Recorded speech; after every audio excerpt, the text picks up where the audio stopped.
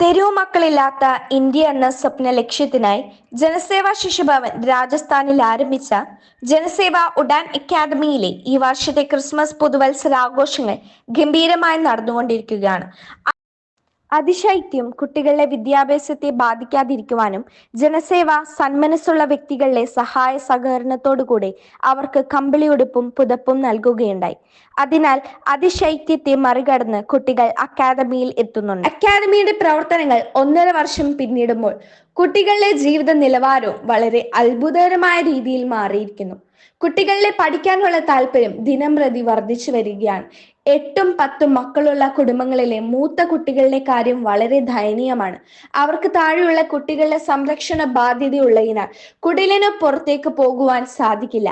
എന്നാൽ ജനസേവ അവരുടെ കുഞ്ഞനിയന്മാരെയും അനിയത്തിമാരെയും കൂടെ കൂട്ടി അക്കാദമിയിൽ വന്ന് പഠിക്കുന്നതിന് അനുവാദം നൽകുന്നതിനാൽ 7ഉം 8ഉം വയസ്സുള്ള ചേച്ചി അമ്മമാർ കുഞ്ഞനിയന്മാരെയും അനിയത്തിമാരെയും കൂടെ കൂട്ടി ക്ലാസ്സിൽ എത്തുന്നു. ഇത്തരം ചേച്ചി അമ്മമാർ കുരുന്നുകളെ മടിയിലിരുത്തി ക്ലാസ്സുകളിൽ ഇരുന്ന് പഠിക്കുന്ന കാഴ്ച ഏവരുടെയും കണ്ണുകളെ ഈറനണിയിക്കും.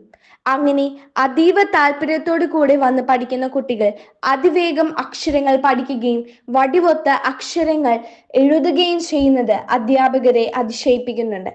ജനസേവ ഉഡാൻ അക്കാദമിയുടെ 4 സെന്ററുകളിലുമായി 1000തോളം കുട്ടികൾ പതിവായി വിദ്യാഭ്യാസം നേടിവരുന്നുണ്ട്. ഇവർക്ക് വിദ്യാഭ്യാസത്തോടൊപ്പം പോഷകസമൃദ്ധമായ ഭക്ഷണവും ജനസേവ നൽകുന്നു.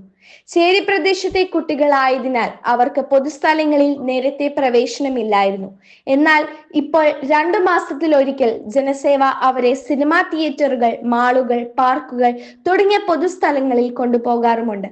രാജസ്ഥാന് പുറമെ ഉത്തർപ്രദേശിലും ചേരി പ്രദേശത്തെ കുട്ടികളുടെ ഉന്നമനത്തിനായി ജനസേവ പ്രവർത്തിക്കുന്നുണ്ട്. ഇത്തരത്തിൽ ജനസേവയുടെ ദേശീയതല പ്രവർത്തനങ്ങൾ വളരെ ഭംഗിയായി മുന്നോട്ടു പോകുന്നുവെന്ന് ചെയർമാൻ ജോസ് മാവേലി പറയുന്നു.